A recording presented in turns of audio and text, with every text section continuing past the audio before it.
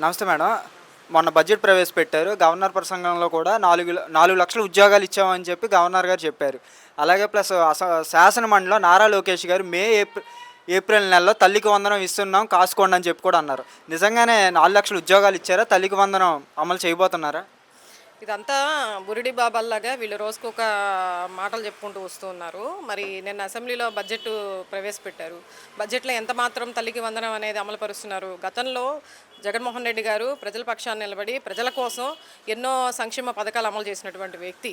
ఈరోజు ఆయన్ని కాపీ కట్టి ఈరోజు పేస్ట్ చేస్తున్నటువంటి వాళ్ళు ఏంటి, అప్పుడు ఉన్నటువంటి పథకాల పేర్లు మార్చి బడ్జెట్లు ఇంత ఇస్తాం, ఉన్నదానికి డబల్ ఇస్తాం, త్రిపుల్ ఇస్తాం అని చెప్పేసి రైతు భరోసా 15,000 ఇస్తే మేము 20,000 ఇస్తాం, తల్లికి వందనం ఒకళ్ళకి మీరు ఇస్తే 15,000 ఇస్తే మేము 20,000 15,000 ఇస్తాం, 18,000 ఇస్తాం, ఇంట్లో ఎంతమంది ఉంటే మీకు ఓపిక ఉంటే ముగ్గురు కాదు నలుగురు కాదు ఎంతమంది నన్ను కనమని చెప్పేసి సాక్షాత్తు సీఎంగా ఇప్పుడు ఉన్నటువంటి చంద్రబాబు నాయుడు గారు మాట్లాడడం జరిగింది సభల్లో. మీరు అందరూ కూడా ప్రజలందరూ కూడా వినే ఉంటారు. మరి ఈరోజు బడ్జెట్ ప్రవేశపెట్టినప్పుడు తల్లికి వందనం అంటే అమ్మ ఒడిని కాస్త తల్లికి వందనం చేసేసి ఈరోజు వాళ్ళు తీసుకొచ్చిన బడ్జెట్లో 9,400 తల్లికి వందనాన్ని కేటాయించారు. అయితే 2024, 2025 బడ్జెట్లో గాలి కొదిలేసినట్టు ఎవరికి రానివ్వకుండా అన్ని పథకాలన్నింటినీ కూడా గాల్లో కలిపేశారు. మరి ఈరోజు 2025 నుంచి 2026కి బడ్జెట్ ప్రవేశపెట్టినప్పుడు తల్లికి వందనంలో 9,400 ప్రవేశపెడతాయి. గతంలో జగన్మోహన్ రెడ్డి గారు ఇంటికి ఒకరికో ఇద్దరికో ఇచ్చినప్పుడు దాదాపు 81 లక్షల మందికి ఎవరైతే హక్కుదారులు ఉన్నారో వాళ్ళందరికీ కూడా డైరెక్ట్ ఖాతాలోకి జమ చేయడం జరిగింది.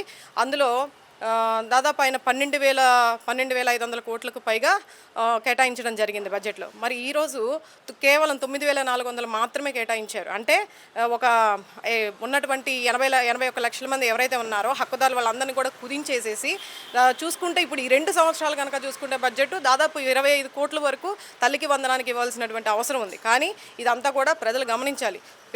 హామీలు ఇచ్చేసి ఎంతవరకు నెరవేరుస్తున్నారు, ఎంతవరకు కుదిస్తున్నారు, లేదంటే మాటలకే పరిమితం చేస్తున్నారా, వీళ్ళ చేతల్లో అమలు పెడుతున్నారు అనేది కూడా గమనించాలి. మరి లోకేష్ గారు అంతా ప్రగల్భాలు పలికారు. మే నెలలో కల్లా మేము తల్లికి వందనం అమలు పరుస్తామని చెప్పేసి మాట్లాడారు. మరి ఈ ప్రవేశపెట్టినటువంటి బడ్జెట్ని చూస్తే అర్థమవుతుంది వీళ్ళు ఏ విధంగా అమలు పరుస్తున్నారు అనేది. మేడం, ఇప్పుడు చాలామందిని ఇప్పుడు వైఎస్ఆర్సీపీ పార్టీ కార్యకర్తలు కానీ నాయకులు కానీ అరెస్ట్ చేస్తున్నారు కదా. ఒకవేళ ప్రశ్నించిన వాళ్ళని కూడా అరెస్ట్ చేస్తున్నారు. ఇవి ఎంతమంది అరెస్ట్ చేసేలా ఉంది ఇప్పుడు గవర్నమెంట్? ఇప్పుడు రెడ్ బుక్ రాజ్యాంగం నడుస్తుందండి.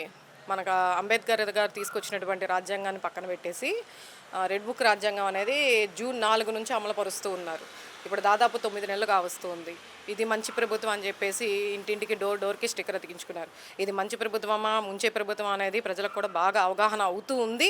ప్రతి ఒక్కరు కూడా ఏదైతే అధికార పార్టీలో ఉన్నారో దానికి సంబంధించిన అభిమానులు కానీ కొంతమంది కార్యకర్తలు కానీ వాళ్ళు ఇష్టపూర్వకంగానే వాళ్ళే ఈరోజు బయటకు వచ్చి ఇది చెత్త ప్రభుత్వం ముంచే ప్రభుత్వం అని వాళ్ళంతటా వాళ్ళే చెప్పే స్థాయిలోకి ఈరోజు దిగజారిపోయింది అనేది స్పష్టంగా అర్థమవుతుంది. ఇందులో సోషల్ మీడియా యాక్టివిస్టులు ఎవరైతే ఉన్నారో సోషల్ మీడియా యాక్టివిస్టులు గతంలో ఆడవాళ్ళని కూడా చూడకుండా ఎంత దారుణంగా అవమానించి వాళ్ళని జైలుకి తీసుకెళ్ళి వాళ్ళని రిమాండ్కి అని చెప్పేసి వాళ్ళని శతవిధాల మానసికంగా కానీ శారీరకంగా కానీ వాళ్ళని ఎన్ని విధాల ఇబ్బందులు పెట్టారనేది అందరం చూస్తూ ఉన్నాం. అది కాకుండా గతంలో వీళ్ళు ఈ రెడ్ బుక్ రాజ్యాంగంలో ఏం రాశారు అంటే వాళ్ళని ఎవరైతే వాళ్ళ కక్షపూరితమైన రాజకీయాలు చేయాలనుకుంటున్నారో ఆ అధికారాన్ని అడ్డం పెట్టుకొని ఎవరి మీద అయితే ఉందో ఆ కక్షను అంతా తీర్చుకోవడం కోసం ఈ రాజ్యాంగాన్ని అమలు పరుస్తూ ఈరోజు ఒక్కొక్కరిని నవ్వులాట్లుగా చాలా చులకన భావంగా ప్రతి ఒక్కరిని కూడా వాళ్ళ ఇష్టానుసారం వాళ్ళకి నచ్చిన విధంగా చేసుకున్నారు. అంటే అడిగేవాళ్ళు లేరు, పెట్టేవాళ్ళు లేరు, కనీసం ప్రతిపక్ష హోదాను కూడా ఇవ్వడానికి కూడా సంకోచిస్తున్నారు కదా. ఎందుకంటే ఇవన్నీ కూడా ప్రజల పక్షాన్ని నిలబడి మాట్లాడతారని చెప్పేసి. కానీ ఏదో ఒక రోజు తప్పనిసరిగా ప్రజలే ప్రతిపక్షంగా ప్రశ్నించే రోజు ఖచ్చితంగా రోడ్డు మీదకి వచ్చి ప్రశ్నించే రోజు ఖచ్చితంగా వస్తుందని ఈ సందర్భంగా తెలియజేస్తూ ఉన్నా.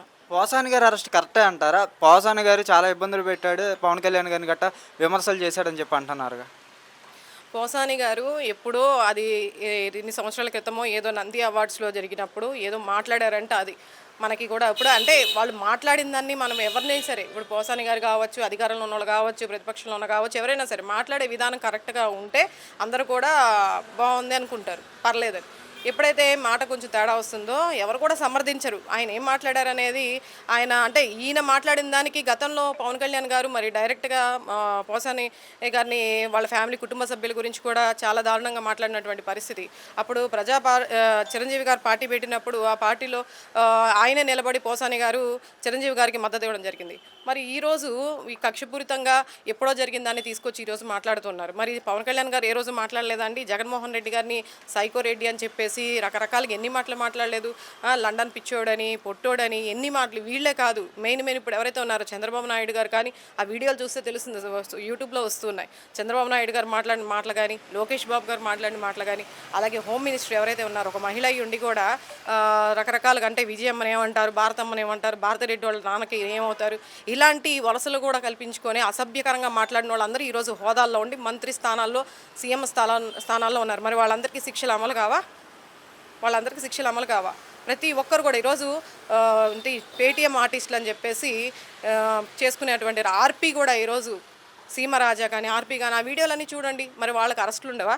వాళ్ళు అసభ్యంగా డైరెక్ట్గా సీఎంలో ఉన్నప్పుడే, అధికారంలో ఉన్నప్పుడే జగన్మోహన్ రెడ్డి గారిని ఎంతోమంది ఎన్నో విధాలుగా ఎంతో అసభ్యకరమైనటువంటి మాటలు మాట్లాడుతున్నారు. ఇప్పటికీ కూడా జరుగుతూనే ఉన్నాయి. మరి వాళ్ళందరి మీద ఎందుకు యాక్షన్ తీసుకోవట్లేదు అంటే ఇది కేవలం కక్షపూరిత రాజకీయంగా అమలు పరుస్తూ ఉన్నారు. కానీ ప్రతి ఒక్కరికి కూడా ఒక రోజు అనేది వస్తుంది. అధికారంలో ఎల్లప్పుడూ అధికారంలో కొనసాగరు. రాబోయే రోజుల్లో గట్టిగా బుద్ధి చెప్పే అవకాశం ఉంటుంది. గతంలో వీళ్ళు తప్పు చేశారని చెప్పేసి మాట్లాడుతూ ఉన్నారు. ఈరోజు వీళ్ళు చేసిన దానికి రేపు పర్యవసానం అనుభవించాల్సినటువంటి సందర్భం ఖచ్చితంగా వస్తుంది. ప్రజలు కూడా దాన్ని స్వీకరించడానికి సిద్ధంగా ఉండాలనేది కూడా ఈ సందర్భంగా నేను తెలియజేస్తూ ఉన్నాను.